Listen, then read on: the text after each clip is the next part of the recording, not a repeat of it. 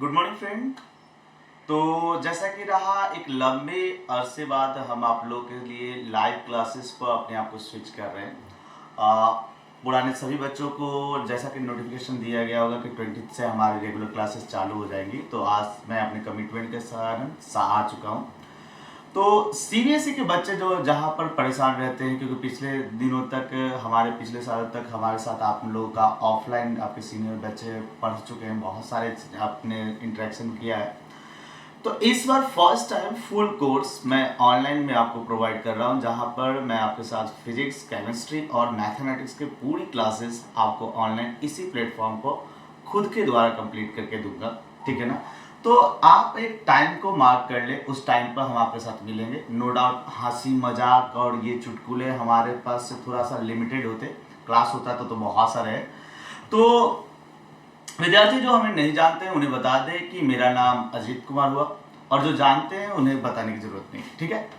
तो आज हम आपके लिए सबसे इंटरेस्टिंग जो 10th क्लास का चैप्टर है, जहां पर बच्चे बोलते हैं कि सर भारी सा लगता है, हार्ड सा लगता है, तो उसको आज पूरा करेंगे। ठीक है ना?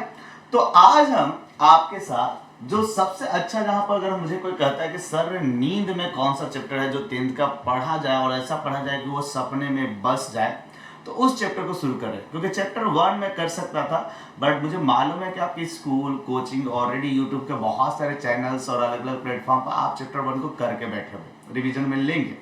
बट एक चैप्टर ऐसा है जहां पर बच्चों को लगता है कि ये सर कुछ हार्ड सा हो रहा है, कुछ मजा नहीं आ रहा। ठीक है ना? प्लेटफॉर्म्स हमें समझाने की कोशिश कर रही है और प्रॉब्लम आ रहा है। तो उस चीज को दूर करने के लिए हम आपका सीधे शुरू करते हैं क्लास 10th की, जो हमारे अनुसार जो आपका सफर शुरू हो रहा वो है इलेक्ट्रिसिटी। कुछ बच्चे ये पूछ सकते हैं कि सर ऐसा है कि आप स्लाइड्स के द्वारा एनिमेशन वीडियोस के साथ आओगे कि नहीं यार? तो दोस्त, हम खुद ही स्लाइड्स हैं और एनिमेशन है, तो आएंगे आपके साथ, बट प्रॉपर एक सेटअप के साथ धीरे धीरे आपके साथ इंटरेक्शन करेंगे। पहली चीज ये है, जहां पर आप अगर बहुत सारे प्लेटफॉर्म पर पढ़ चुके हैं, तो ये है कि ये चैप्टर का नाम इलेक्ट्रिसिटी क्यों है, उसे थोड़ा समझते हैं।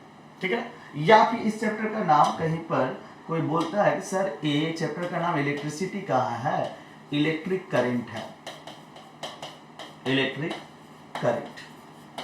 ठीक है? तो ये इलेक्ट्रिक करंट क्यों है? अगर आप बचपन से क्लास 6 से साइंस के डेफिनेशन को पकड़ो, तो आपको ये मालूम होगा कि किसी चीज के करंट का मतलब होता है फ्लो। ठीक है ना? तो अगर आप कहें कि फ्लो ऑफ वाटर या कंटिन्यूअस फ्लो ऑफ वाटर या rate of flow of water is called water current, rate of flow of air, air current. तो similarly rate of flow of electron will be called as electronic current या electric current. थोड़ा सा समझ लीजिएगा, आपके book की definition और मेरी डेफिनेशन अभी एग्जैक्टली मैच नहीं कर रहा होगा, तो अभी वीडियो को बंद मत करिएगा, नहीं तो पता चला कि ये मास्टर को पता ही नहीं है कि क्या है डेफिनेशन, सीधे चलेंगे। तो मैं आपके साथ बात कर रहा हूं, अगर इलेक्ट्रिक करंट नाम को जस्टिफाई किया जाए तो it can be said as कि the rate of flow of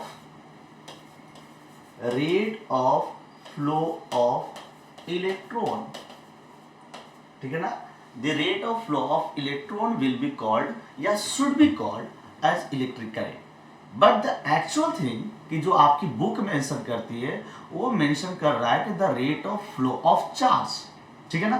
मतलब कि आपकी बुक ये बताना चाह रही है कि इलेक्ट्रिक करंट चार्ज के फ्लो का है, मतलब the rate of flow of charges जो है उसे बोला जा रहा है इलेक्ट्रिक करंट।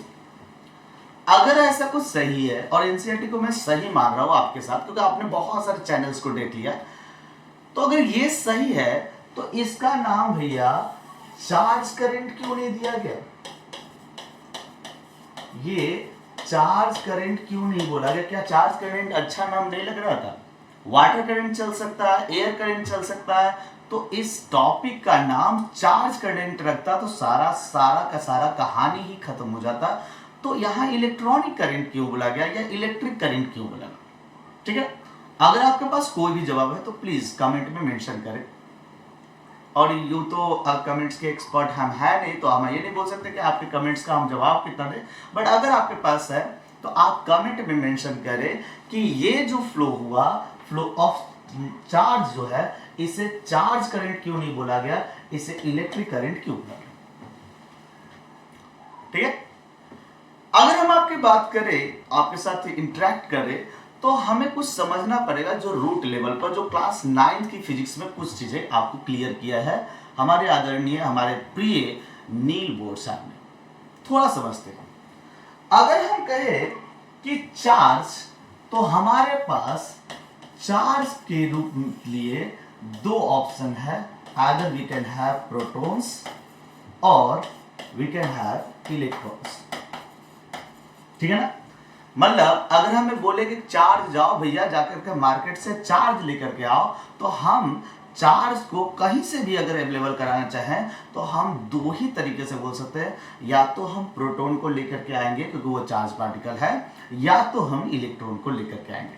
मतलब we have only two option to get charge, और चार्ज को हम इलेक्ट्रॉन और प्रोटॉन से लेकर आएंगे।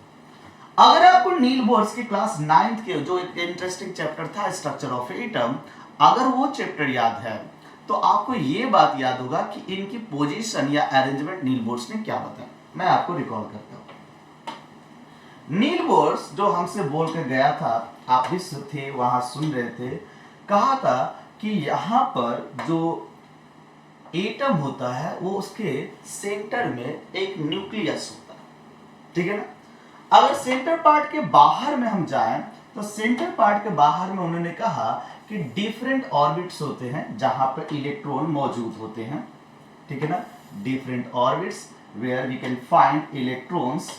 ठीक है ना, इलेक्ट्रॉन्स के ऑर्बिट्स को हम देख रहे हैं, मतलब we can have an number of orbits around a nucleus, और उन सब ऑर्बिट्स में we can get electrons and they are in a pattern और ए सीक्वेंस। ठीक है, थोड़ा सा बात कर रहे हैं कि नील बोर की ये बात मैं क्यों लेके आ रहा हूं जो एनसीईआरटी नहीं लेके आया, एनसीईआरटी ने इंपॉर्टेंट नहीं दिया।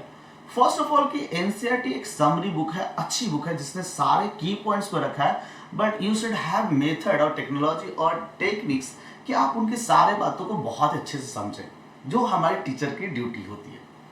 छोटी सी बात हम देख लें, अगर हम कहें कि आप चार्ज लेके आओ तो आप दो चीज को ढूंढोगे कि सर या तो हम प्रोटॉन्स लेकर के आएंगे या फिर हम इलेक्ट्रॉन लेकर के आएंगे, और हम आपकी मांग जो है वो चार्ज के मांग को पूरा कर देंगे कि चार्ज आ गया। अगर हम ऐसी बात करें, ऐसे चीजों को सोचे, तो हम कहते हैं कि आप अगर प्रोटॉन चाहोगे तो you have to work in this zone. ये जोन जो है उसे बोलते हैं न्यूक्लियस। आपको प्रोटॉन अगर चाहिए तो आपको क्या करना पड़ेगा, न्यूक्लियस में, किसी भी एटम के, दुनिया के किसी भी एटम्स में जाइएगा, नील बोर्स कहता है कि सारे प्रोटॉन्स आपको न्यूक्लियस में मिलेगा।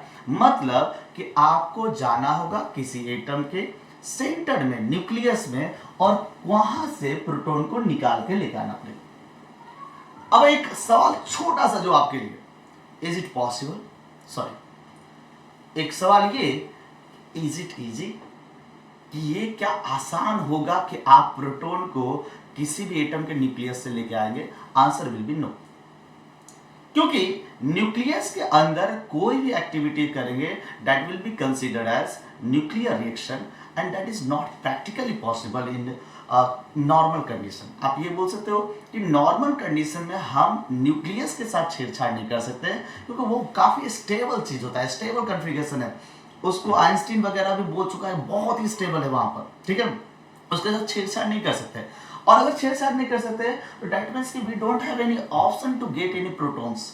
ठीक है ना, मतलब हमारे पास प्रोटॉन के पाने का कोई विकल्प ही नहीं है, क्योंकि प्रोटॉन पड़ा हुआ है न्यूक्लियस में, एंड हम लोग अनेबल है कि उस न्यूक्लियस को छू सके।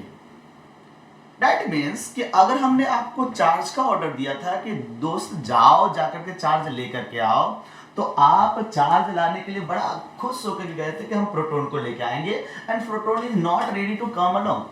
ठीक है ना, प्रोटॉन आपके साथ आने के लिए तैयार नहीं है, और अगर प्रोटॉन नहीं तैयार है तो मेरे पास केवल एक ऑप्शन बचता है, इलेक्ट्रॉन। इलेक्ट्रॉन बोल रहा है कि बहुत अच्छा दोस्त, हमको कोई टेंशन ही नहीं है, तुम बोलो कहां चलना है। कारण कि ये तो बाहर ही पड़ा हुआ, ये बाहर आपके वेट कर रहे हैं। आप जैसी वो तो इलेक्ट्रॉन की, इलेक्ट्रॉन चलोगे क्या मेरे साथ, सर ने बुलाया है कि चार्ज पार्टिकल को लेकर के आना है, चलोगे? इलेक्ट्रॉन बोलता है जब बोलो, हम फुर्सत में खाली है। क्योंकि हमारे लिए नील बोर्स ने एक बात बोले थे कि if we supply any energy to any electron they may get excited, ठीक है ना, वो एक्साइटेड हो जाएंगे। एक्साइटेड मतलब वो बाहर निकल कर आएंगे एकदम खुशी खुशी। अगर उनको इनविटेशन भेज दोगे भैया, एनर्जी इनविटेशन भेजोगे, तो वो खुशी खुशी से बाहर निकल करके चलाएंगे। तो इसका मतलब कि we have two options, protons and electron, but we have practically only one access, ठीक है ना। और एक एक्सेस क्या है, वो है क्या, इलेक्ट्रॉन। मतलब अगर कोई आपको बोले कि चार्ज पार्टिकल लेके आओ, तो इन प्रैक्टिकल लाइफ हमारे पास चार्ज पार्टिकल के रूप में केवल और केवल इलेक्ट्रॉन होगा। इसका मतलब कि जो डेफिनेशन एनसीईआरटी या बुक आपको रेफर करना चाह रहा था कि द फ्लो ऑफ चार्ज देख रहे हैं, वो टेक्निकली फ्लो ऑफ इलेक्ट्रॉन हो सकता है, क्योंकि प्रोटॉन का पॉसिबिलिटीज ही नहीं है। और इस उपलब्धि के कारण ही, इन उपलब्धि के कारण ही यहां पर rate of flow of charge तो बोला गया, लेकिन उसे समझा गया कि rate of flow of electron है, और इस एवज में इसका नाम चार्ज करंट ना रख करके इलेक्ट्रिक करंट रखा गया। आई थिंक हम आपको ये टॉपिक जो बहुत सारे बच्चों की डाउटफुल ही रह जाते हैं, उससे हम क्लियर कर सके होंगे। अगर आपको ये समझ में आया तो आप कमेंट में से मेंशन कर सकते हो कि क्यों इस rate of flow of charge को इलेक्ट्रिक करंट बोला गया, ना कि चार्ज करंट। उसका एक लॉजिक मैंने आपको क्लियर। अगर आप ये चीज समझ गए हो, तो अब एक और बात जो छोटी सी समझा जा सकता है कि अगर हम बोले कि सर आपने कहा कि चार्ज के रूप में केवल इलेक्ट्रॉन होगा, लेकिन बुक ने इलेक्ट्रिक करंट को जो डिफाइन किया है, वो इलेक्ट्रिक करंट को डिफाइन किया है Q by T, where Q is positive charge. अगर हम बोले तो ये पॉजिटिव चार्ज को बोला गया है, and the T refers for time, ठीक है। तो यहां पर क्या चीज बोला जा रहा है उसे समझाइए, समझाते हैं भाई, क्योंकि हम आपकी सेवा में सदैव तत्पर हैं। कि यहां पर पॉजिटिव चार्ज डेफिनेशन में क्यों बोला गया। पहली बात ये कि यहां पर छोटे छोटे टर्म्स को देखा जाए तो साइंस बड़ा इंटरेस्टिंग है। साइंस का कहना यह है कि हम किसी भी दुनिया के रेट को हम नेगेटिव रख ही नहीं सकते। आप खुद बताओ, मार्केट में कुछ भी लेने जाओ, कोई भी बड़ा सामान छोटा सामान, दुनिया के किसी भी चीज के अगर टर्म रेट आए, तो you will have only positive answer. आपके पास केवल और केवल पॉजिटिव आंसर हो सकते हैं। और ये कारण है कि यहां भी इस फैक्टर को, इलेक्ट्रिक करंट को पॉजिटिव बनाए रखना था। तो भैया टाइम हमेशा पॉजिटिव होता है, ठीक है ना। तो इस टर्म को अगर पॉजिटिव बनाना है, इसका मतलब कि चार्ज को भी हमें पॉजिटिव लेना पड़ेगा, जो कि है नहीं अपने पास। बट फिजिक्स को कहना है कि हम बनाएंगे। अब देखो कैसे बनाया है उस पॉजिटिव चार्ज को, थोड़ा समझते हैं। अगर हम कहें कि इस पॉजिटिव चार्ज का मतलब क्या है रियल वर्ल्ड में, तो पॉजिटिव चार्ज के मतलब को समझने के लिए छोटा सा एग्जांपल आपके साथ लेते हैं। सपोज किसी जगह पर इलेक्ट्रॉन है, मौजूद है इलेक्ट्रॉन, ठीक है ना, इलेक्ट्रॉन यहाँ पर अवेलेबल है, और आप कह सकते हो कि इस पर्टिकुलर पॉइंट पर जो चार्ज है वो है -1। ये मतलब मैं यूनिट चार्ज मेथड से देख रहा हूँ, बाकी एग्जैक्ट इसकी एब्सोल्यूट वैल्यूज पर नहीं जा रहा हूँ। तो अगर बात करें इलेक्ट्रॉन के प्रेजेंस, तो इलेक्ट्रॉन का प्रेजेंस इस बात को बताएगा कि वहां पर एक नेगेटिव यूनिट चार्ज मौजूद है, ठीक है। सडनली आपको हम एक इवेंट बताते हैं कि एक इवेंट ऐसा हुआ कि ये जो चार्ज है ये वहां से भाग गया, सपोज कहीं मूव कर गया, इलेक्ट्रॉन मूव। नाउ इस प्लेस पर कुछ है ही नहीं, मतलब आप बोल सकते हो कि जीरो चार्ज, ठीक है ना। मतलब उस प्लेस पर जहां पर सपोज यहाँ इलेक्ट्रॉन था, हमने बोला नेगेटिव यूनिट चार्ज है, अब ये इलेक्ट्रॉन मूव कर गया, वहां से दूर भाग गया, और उस प्लेस पर जीरो चार्ज हो गया। घटना क्या हुई, तो घटना क्या होगी कि सर घटना ऐसा हुआ कि इलेक्ट्रॉन अपने जगह को छोड़ करके भाग गया। सही बात, टेक्निकली सही है। लेकिन फिजिक्स आपको समझाने के लिए क्या कर रहा है कि आपने कहा कि -1 इस पोजीशन से चला गया, now it has 0।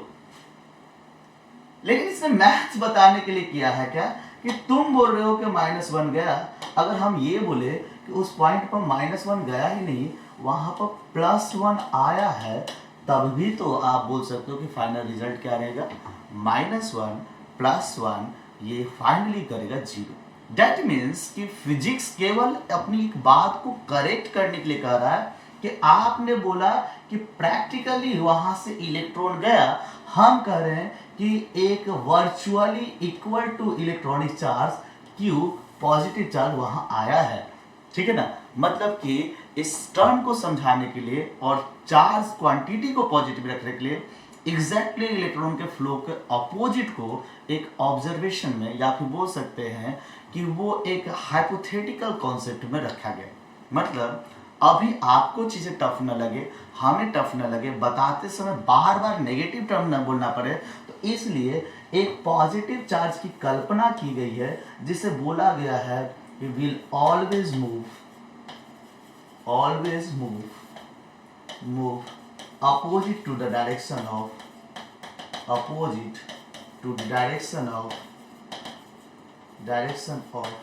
an electronic motion, sorry. मतलब कि अगर कहा जाए कि पॉजिटिव चार्ज क्या है, तो पॉजिटिव चार्ज एक वर्चुअल कॉन्सेप्ट है पूरी फिजिक्स का। वो 10th की बात नहीं कर रहा हूँ, 11th 12th या आगे चल करके आप किसी भी चीज पर बोले, जब तक न्यूक्लियर रिएक्शन नहीं हो रहा है तब तक पूरी दुनिया में पॉजिटिव चार्ज एक वर्चुअल कॉन्सेप्ट है, एक हाइपोथेटिकल कॉन्सेप्ट है, जो एक कल्पना की गई है कि ये इलेक्ट्रॉन का अगेंस्ट है। मतलब अगर बात किया जाए प्रैक्टिकल दुनिया में, तो आप अगर बोलोगे कि पॉजिटिव चार्ज अपने अंदर कैसे आएगी, तो आप नेगेटिव चार्ज को अंदर से निकालो। मतलब अपने अंदर से नेगेटिव कैरेक्टर को जैसे ही बाहर निकालोगे, you will be charged as positive. ठीक है ना, आप जैसे ही नेगेटिव कैरेक्टर को बाहर निकालते हो तो वो कंसीडर किया जाएगा कि आपके अंदर पॉजिटिव चीज है। मतलब अगर प्रैक्टिकल दुनिया में भी देखें, तो आपको अगर चीजें अच्छी बननी है तो अपनी चीजों से अंदर से नेगेटिव चीजों को निकालो, खुद ब खुद आपके अंदर पॉजिटिव चीजें डोमिनेट करने लगेगी और उसी को बोला जाता है कि आपके अंदर पॉजिटिविटी आ जाए। ठीक है, क्या हम इस छोटे से टॉपिक को क्लियर कर पा रहे हैं? जल्दी से आप बताएं। अगर आपका टॉपिक ही क्लियर हो रहा है, हम लोग को बड़ा मजा आएगा और बड़ा अच्छा इंटरेक्शन करने का मौका मिलेगा, क्योंकि चैप्टर बड़ा इंटरेस्टिंग है।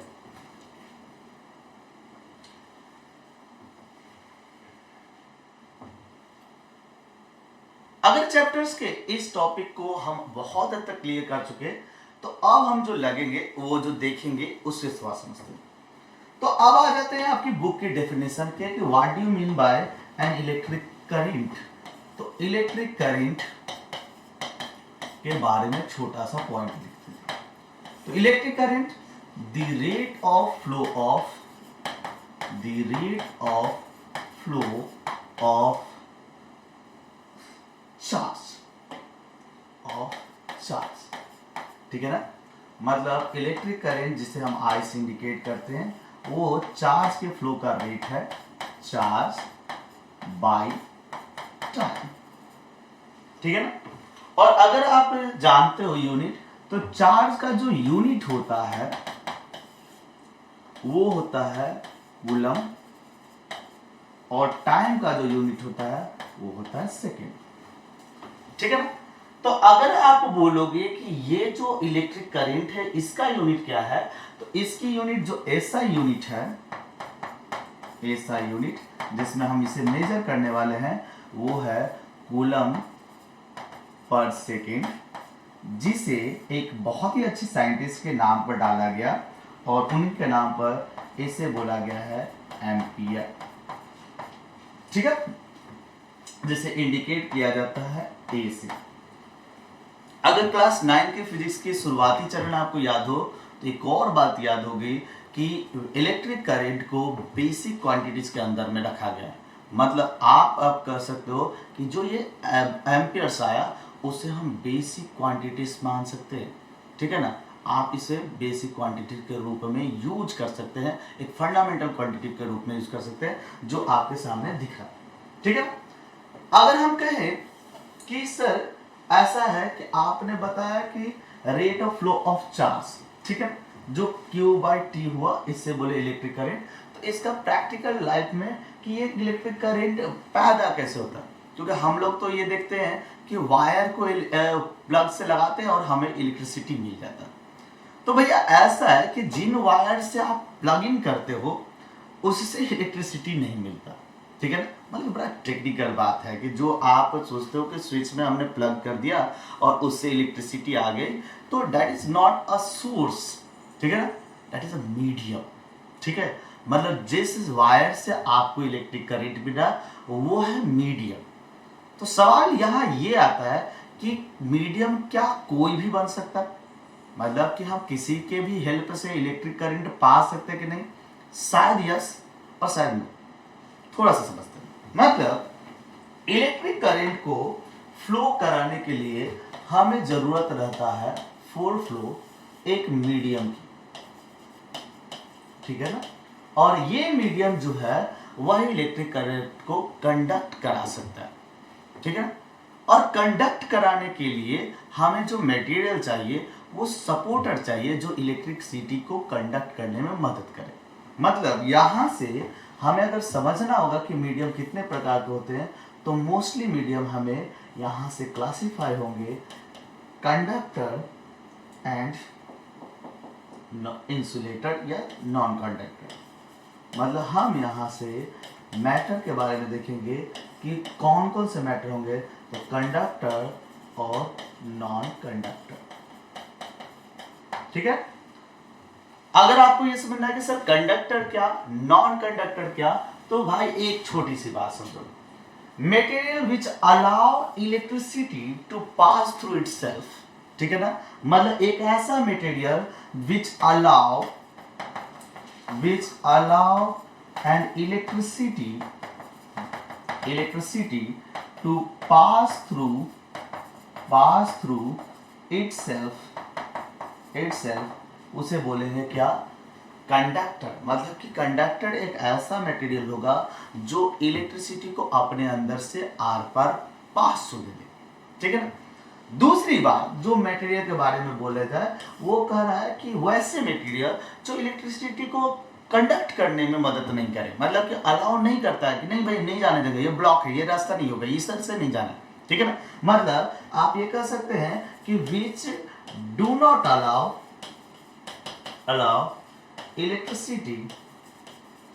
electricity to pass through itself known as क्या, नॉन कंडक्टर, ठीक है। तो आज ये जो बेसिक क्लासेस, क्योंकि मैं बहुत लंबे सेशंस नहीं लूंगा, बेसिक क्लासेस में हमने जो टारगेट किया वो टारगेट था कि इंट्रोड्यूस कर सके कि नाम इलेक्ट्रिसिटी क्यों है, इलेक्ट्रिक करंट क्यों है, और उसके बाद वो करंट जो है वो किस तरह से फ्लो करने के लिए तैयार है। कल की क्लास और भी ज़्यादा इंटरेस्टिंग होगी। हम डेली मिलेंगे आपको 7:30 हमारी क्लास टाइमिंग है, उस डेली 7:30 पर मिलेंगे। तो आपका PCM ये अब मेरी गारंटी, आप निश्चिंत रहें। अगर PCM में कहीं से कोई दुनिया का कोई ऐसा सवाल हो जो आपको फंसा दे, मैं अपने चैनल बंद कर दूँ, ठीक है। निश्चिंत रहें, आपको मेरी गारंटी, आपको केवल इस समय पर लाइव आना है। चैनल को ऑब्वियसली सब्सक्राइब करना पड़ेगा, क्योंकि हमारे इतना मेहनत करके तो सब्सक्राइब तो करना ही पड़ेगा। और आप अपने समय से लाइव आए, पूरी गारंटी मैं लेता हूं कि आपकी PCM की सॉल्यूशन यहाँ पर कर दी जाएगी। 7:30 हम लोग डेली मिलेंगे, और वहां पर 7:30 के बाद आज की क्लासेस सुबह शुरू कर रहे हैं। सेशन छोटा है बट रेगुलरली हम लोग PCMs को सॉल्व आउट करेंगे और परफेक्ट वे में अपनी कमांड करेंगे। कहीं से कोई भी ऐसा सवाल नहीं हुआ जो आपको फंसा सके, मतलब आपका फंसना मतलब मेरा फंसना, और हम गारंटी दे सकते हैं कि हम तो नहीं फंसने वाले, ठीक है। तो मिलेंगे कल, फिर मिलते हैं इस टाइम पर, तब तक के लिए धन्यवाद, हैव अ नाइस डे।